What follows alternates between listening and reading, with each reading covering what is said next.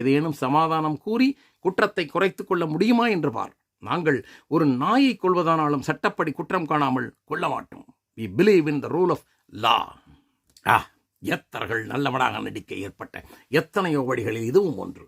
அறிவேன், ஆகப்போகும் முடிவையும் உடன் அறிவேன். ஊருக்கு பேருக்கு உன் நாடகத்தை நடத்தி காட்டு. நீ குற்றவாளிதானே?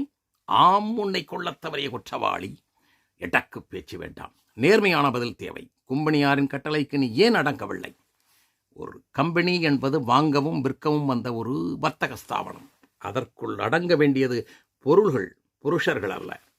கடைசியாக நாங்கள் வாங்கி இருப்பது அரசுரிமை. உரிமையை வாங்குவதோ விற்பதோ எங்களுக்கு பழக்கமில்லை. எவனாவது விற்றிருந்தால் அவனிடம் போய் கேட்டிருக்க வேண்டும் இந்த கேள்வியை.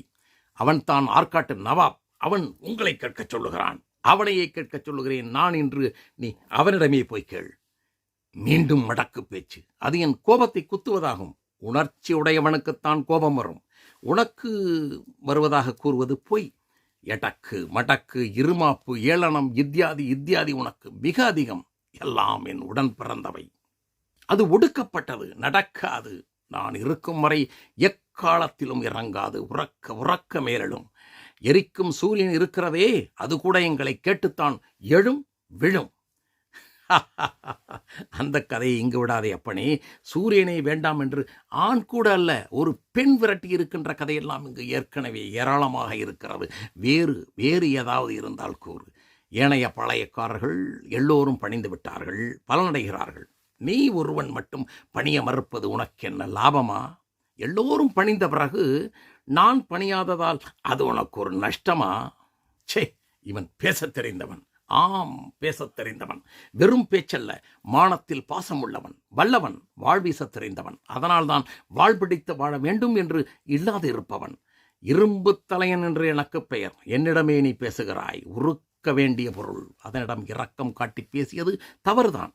புல்லனே, பொசுங்கரல்ல நான். காதல், மானம், வீரம் என்று இந்த கட்டுக்கோப்பிலே வளர்ந்தவன். எங்கள் நாடோ எல்லா வளங்களும் படைத்த நாடு. எதற்கும் எவரிடத்தும் கையேந்தி நிற்க வேண்டிய அவசியமில்லாத நாடு.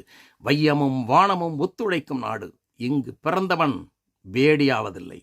பேடியாய் இருப்பவன் இந்த நாட்டினுடைய அசல் வித்தாக இல்லாதவனாக இருப்பான். பொன்னாட்டு மக்கள் எங்கள் தென்னாட்டு மக்கள். போர் என்றால் புலிக்குணம், பொங்குமின்ப காதல் என்றால் பூமணம், புகழுக்குரிய மானம் என்றால் உலகத்திற்கே ஒரே இனம் என்ற சரித்திரம் கண்டவர்கள் நாங்கள். எங்களை அடக்கியாள ஆண்டவனும் எண்ணியதில்லை. விரும்பினால் அன்பை காட்டி நண்பர்களாய் எங்களோடு வாழ்ந்ததுண்டு. இந்த புண்ணிய பூமியிலே நாடு பிடிக்க வந்த நீங்கள் நரிவேஷம் கட்டி வாழையாட்டி நிற்கிறீர்கள். காலம் உங்களுக்கு கருணை காட்டினும்